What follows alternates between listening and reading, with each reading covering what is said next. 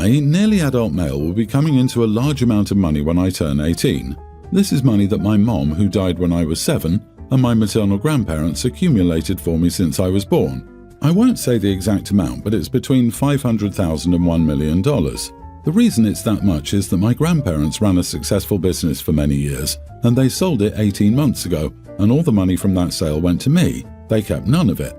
My grandparents currently have control over all of it. Before my mom died, she left them in charge of the account where she was saving. She was married to my dad then, but wanted to secure my future in case anything happened, like my dad remarrying and having additional kids. She didn't want to run the risk that her money could be used for someone who wasn't her kid once she was gone. My dad knew some money had been saved for me by Mom, but was never aware of how much or little it was. He also had no idea my grandparents continued saving for me. My grandparents told me about the money over a year ago. They wanted me to prepare for my future and know I would have many options because of the funds available. They also mentioned it would never bring back my mom, but could alleviate the burden of becoming an adult.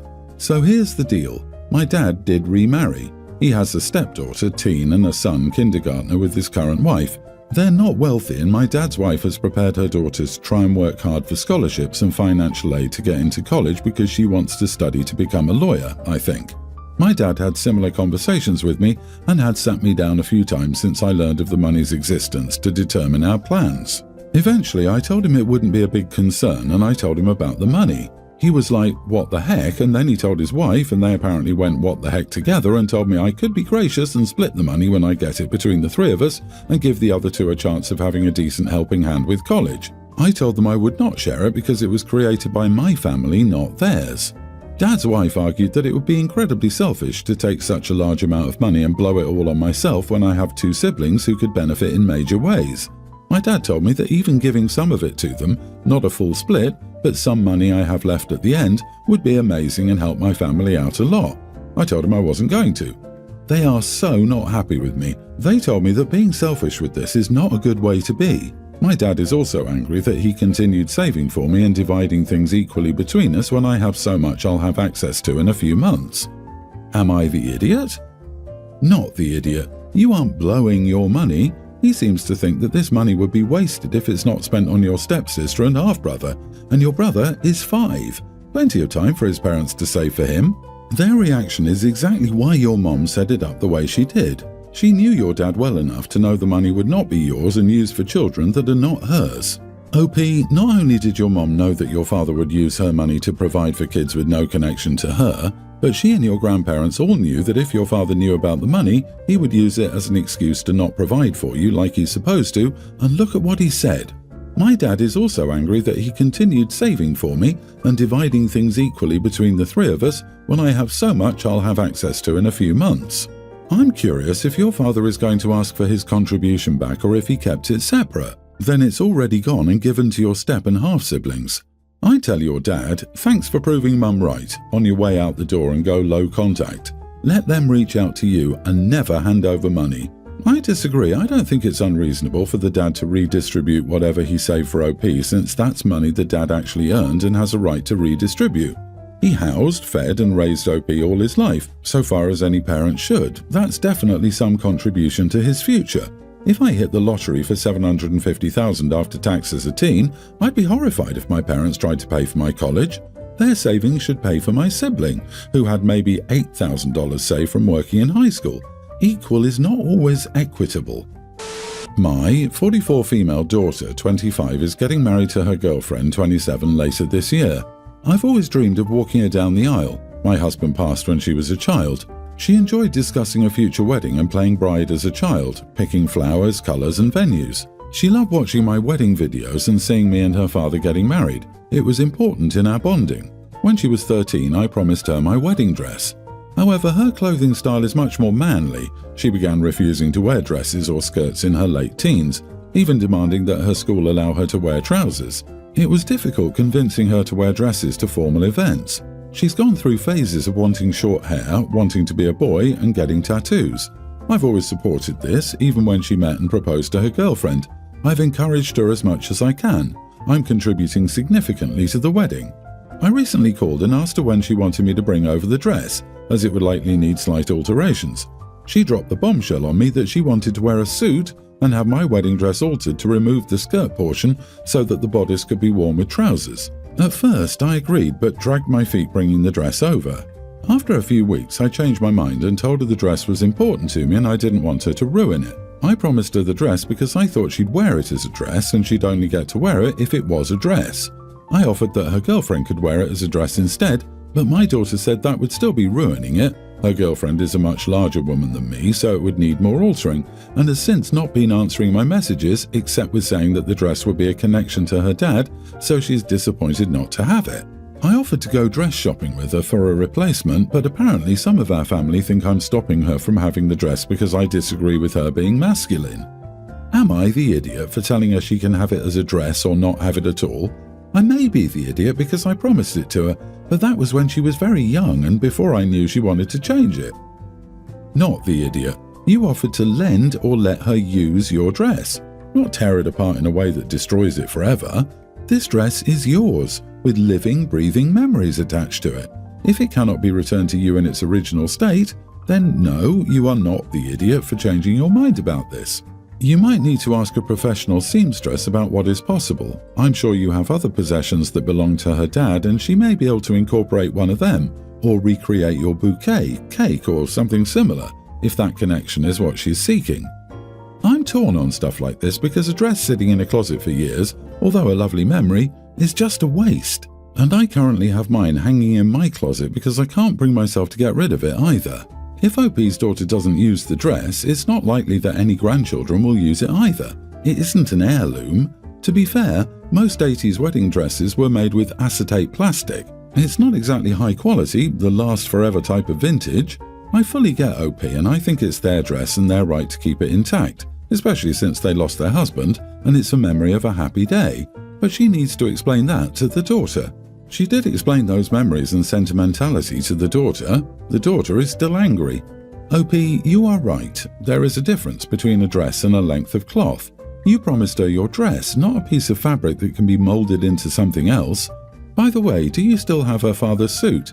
Maybe not the wedding suit, but any of them? Surely that would be a better way to connect to her father and fit her style at the same time. For context, I, 25 male, and my girlfriend, 23, have been together for a year, almost 2. When we first got together, it was great. I had literally no complaints about her, and something I even told her early on in the relationship during a conversation about our likes and dislikes, that I don't find body hair on women attractive. I'm only talking about the armpits and legs. Everything else I don't care. She didn't mind that I had that preference because she told me that she didn't like the sensation of body hair on her. Well, recently she started growing out her body hair. Her armpits and legs almost look like mine now. I've asked her multiple times about it, not to remove it straight up, but why has she been growing it out? She said she saw a TikTok about body positivity, which made her feel more confident. I tried to like it, but I can't. It doesn't look good. I finally told her straight up that I don't find it attractive. She didn't like that and said she didn't want me to be like one of those men. I told her if she didn't shave, I'd break up with her since I didn't find her attractive because of this. Let's say she got furious and said I'll never find a woman who shaves daily for me. Am I the idiot? Edit, I cannot be forced to like it, lol. I didn't straight up tell her I was going to break up with her. This was after multiple attempts of me trying to ask her about it and saying I wasn't attracted to it. I'm disabled and I told my partner that I physically can't shave my legs, so if he wants that to happen he has to do it himself. Have you considered offering to put in the time and energy to shave her yourself if you care so much? Or would that be a hassle and a waste of your precious time? I mean, yeah, you're allowed to break up with her, but it will be an interesting life if you plan to only date women who are constantly shaving. It's just not possible. This level of superficiality is going to bite you down the road. Sorry, but you are the idiot. Yeah, it's always seen as a small thing for women to do for their partner's preference, until literally any of the inconvenience is on them. Like, okay, I will keep my whole body shaved if you do. Let's see how long that lasts when they discover the joys of ingrown hair everywhere. When they got together, he had no complaints. The world's greatest love story is tragically brought down because of body hair. I disagree. No idiots here. She can have her body hair and you can walk away. Some women don't like men with long or short hair, beards or shaven. The same can go the other way around. It's a preference and that is okay. Time to move on. You'll find someone who shaves and she'll find someone who accepts her for who she is. If your relationship can't weather a little body hair, what hope does it have for when a real issue arises? This is best for you both if that's how little you're willing to adapt for each other. Had breast cancer and a mastectomy on one side at 32. My hubby said, "Being alive looks great on you," and never made me feel unsexy. Long-term relationships don't happen if body hair can be a deal breaker. Update: I looked through most comments and I understand that I'm an idiot. I decided to break it off with her. She didn't take it lightly, decided to insult me, and threatened to break my stuff. She ended up leaving, though, after some time to stay at her mom's house. I didn't realize at the time it was messed up for me to give her an ultimatum about this, so I deserve the insults. Thanks for the judgments, though. Changed my view on this sort of topic, but I thought it would be a good thing for the both of us to move on from each other. My son, Teen, approached me yesterday after school and said he didn't want to go to school the next day. I asked him why, and he said he just didn't feel like going and was tired of waking up early in the morning. I told him that that wasn't a good enough reason for him to stay home, and that if he felt tired when waking up in the morning, he should try to get in bed earlier. He got upset with me when I told him that and told me that he needed to stay home for the sake of his mental health. He then told me that making him go to school would only worsen it. I asked him why he thought that, and he told me that the kids and teachers at his school irritate him. This made me concerned, so I asked him if anyone was bullying him or if he was having problems with some of his teachers, and he just told me that he wasn't, and he just found them annoying. I asked him if that was the only reason, and he said to me that it was. I understood where my son was coming from and tried to show my understanding. I told him how I sometimes find my co-workers annoying too, but that doesn't mean I get to skip work just because of it. I told him that if he's serious about school being detrimental to his mental health, then I said to him that I'll try and find him a therapist to help him manage it. He then got even more mad at me and told me that he didn't need a therapist and that he only needed time away from school. He told me that I don't understand how stressful school can be, so he needs time away. I told him that I did understand and that a therapist could be beneficial in helping him deal with stress. He started arguing with me about not wanting to go again, and I just got frustrated. I told him that he had an upcoming doctor's appointment this Wednesday, so there's no need for him to miss both Tuesday and Wednesday. I told him that I don't want him to miss days of school unless they're absolutely necessary. He took this as me telling him that his mental health wasn't important, and then he started telling me that I must not love him if I sent him to school. He then told me that if I try to force him to see a therapist, I'll have something else to worry about. I asked him to clarify what he meant by that, but he didn't specify. He just told me not to worry about it and to leave him alone. Cut to this morning. He was very hostile with me from the moment he woke up and practically ignored me whenever I tried to speak to him. Then, when I dropped him off at school, he told me that he finds it weird that I hate him so much and don't want him to succeed in life. Then, before I could say anything, he got out of the car quickly. When I picked him up from school today, I tried to talk about what happened and what he said, but he just ignored me and is still not speaking to me. Not the idiot, but at that age, allowing them a mental health day once or twice a year is not going to hurt them academically, but it can teach them the importance of self-care. I let my son do it every now and again. He knows it's there if he really needs it. He doesn't abuse it. The kids in high school now have been preached about mental health. Meanwhile, adults were taught to push through. A lot of adults don't know how to do self-care. Instead, they keep pushing through until they crack. Kids learn that they don't need a band-aid if the boo-boo is not bleeding. Sometimes we can't see the boo-boo from the outside and we need to trust them. I half agree and half disagree with the mental health days. Mental health days are important and should be incorporated into our lives. However, it really seems like OP's child is trying to abuse that and just doesn't want to go to school. The manipulative attitude, rudeness and unwillingness to compromise make it really seem like OP's child didn't want a mental health day, just a day with no school. I'm willing to bet he had a presentation or something he wanted to skip. Or he was just being dramatic. The story to me reads like OP's kid is just overly dramatic, but OP is still taking them seriously regardless, which is a good thing on OP's part. It's not uncommon for teenagers to be all about drama. He'll grow out of his edge, "Lord, you just don't understand" phase. OP, you're clearly willing to help him if he's willing to help you by explaining what the problem is so you can work together to address it. I don't want to go to school is not a reason. My girlfriend and I have been together for just under 3 years now. We had a table booked at a restaurant we both like and then a couple of cocktail bars booked. The night was going really well, we had a meal and were at the first cocktail bar. A group of my girlfriend's friends enter the bar. They're already quite intoxicated, and they come over and offer us a drink. My girlfriend looks at me, but I politely decline. They ask again and say it's only a drink, and I just repeat what I already said. I mentioned it's supposed to be a date with just the two of us. My girlfriend says having one drink with them can't hurt, but I remind her it's supposed to be a date night for us. She just says she doesn't see the problem with one drink, but I point out the likelihood is they won't leave after one and that the night was supposed to be about just the two of us. I suggest leaving after the current drink and going to the next bar, but my girlfriend says she just wants to go home. We left together and she accused me of ruining the date, but I disagreed and pointed out it was supposed to be our date, not catch up with friends. She just repeated that I was wrong for not agreeing to have one drink with them, but I just said I didn't want to sit there while my girlfriend caught up with friends during our date. Am I the idiot for not wanting my girlfriend's friend to join us on our date?